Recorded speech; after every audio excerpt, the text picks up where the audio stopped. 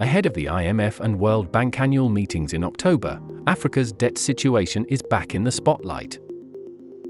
Successful restructurings of Eurobonds and official debt in Zambia and Ghana under the G20 Common Framework have eased concern of further sovereign defaults in the near term.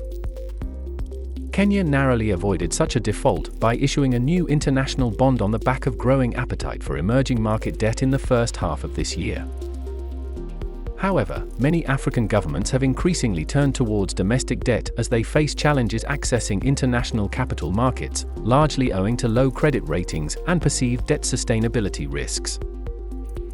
Domestic debt is often issued as short-term instruments denominated in local currencies, such as treasury bills, which mature relatively quickly. Heavy borrowers of domestic debt include Egypt, Ghana, Nigeria, and South Africa. With stubbornly high inflation in some major borrowers such as Nigeria, central banks are continuing to increase interest rates. The cost of borrowing on the domestic market in many African countries is now unaffordable.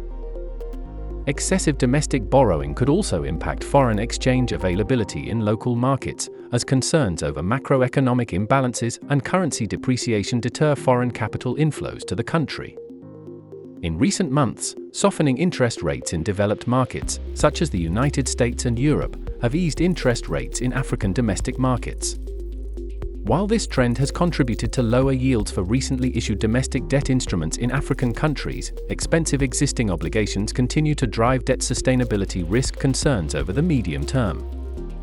The role of the IMF and World Bank during the upcoming period of domestic debt stress will be crucial.